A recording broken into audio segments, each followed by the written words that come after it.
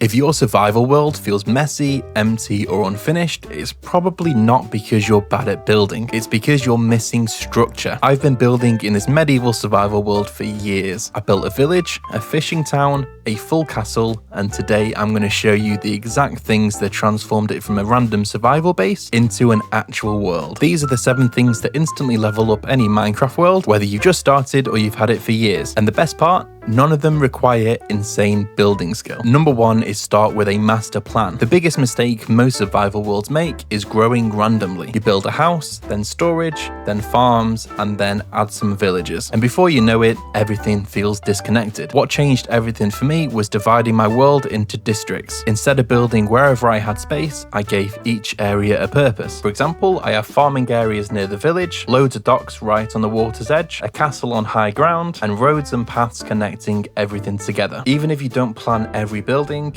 make sure you plan your zones. A world feels realistic when it feels intentional. Number 2 is stop building on flat ground. Especially in plains biomes, Minecraft generates quite flat land. Flat land makes your builds look pasted in. What makes a world feel immersive is terrain variation. You can see in my village that I've created a lot of custom terrain, and to connect it all together you can use stairs and slabs in the ground. You can even raise the foundations of your builds. You can carve paths into the terrain instead of placing them in, and you can add small height differences between each building. I rarely build directly on the original terrain anymore. I either shape my build around the terrain or I shape the terrain around my build. The build is 50% and the land around it is the other 50%. Number 3 is making custom trees. Now you don't need to go to the level that I have here. The standard Minecraft trees are absolutely fine if you don't have the time or energy to make custom trees. However, I think custom trees instantly change the scale and mood of your world. Now if you are going to do this, then it's important to have a lot of variation in those trees. You can see that I do have different styles for different areas. For example, I have some spruce and I have some oak. However, it's important to have differences between those oak or spruce trees, for example. Different heights, different thicknesses, and generally just different designs. What makes a world of difference is when you create a custom house, for example, adding a custom tree or 2 behind it ties that into the world very nicely. Number 4 is a big one. This is make a creative copy of your survival world. This one completely changed the way that I built this world up. So what I did was I duplicated the world file, I then switched to creative, and what this does is it allows you to build safely without destroying your actual survival world. You can test different block palettes, you can create schematics, you can mess with terraforming, all with keeping your survival world absolutely safe. Personally, I believe survival becomes a lot less stressful when you've already solved the problem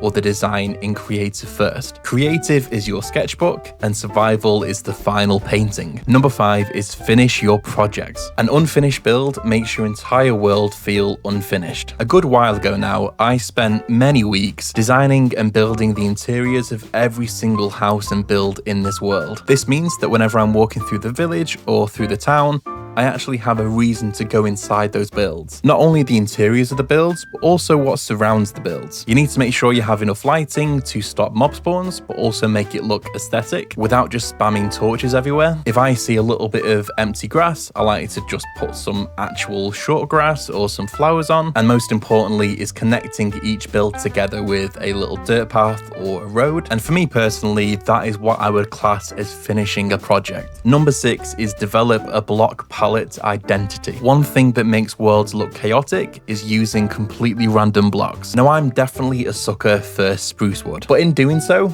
that ties a lot of them together, and even if you have a different palette for the walls, for example, they all still tie together because there is a little bit of spruce in the roof, for example. So let's take 2 houses. One of them has spruce walls and the other one has a spruce roof. Just having some spruce in both of those builds, because they're close together, ties them in nicely. You can see in the fishing town, for example, I have a massive stone road going throughout the entire district. So to contrast with that, all of the houses pretty much are built out of wood. They're different kinds of wood, but a lot of them have similar roofs or similar styles of actual build. When areas share materials, they feel like they belong together. Number 7 is adding life and story. That sounds quite dramatic, but what I mean by this is adding actual life into your world. Now, I would love to have villages everywhere. Unfortunately, my PC just can't handle that. So instead, I add docks, I add barrels, I add chests, I add boats, and even wagons all over the world, because this makes it feel lived in and it makes each area feel like it has a purpose. Along the main streets in the fishing town, I built quite a few little stores, each selling different things, and they are each named as well. You need to ask yourself, who lives here, what do they do, and what happens here? When every corner tells a small story,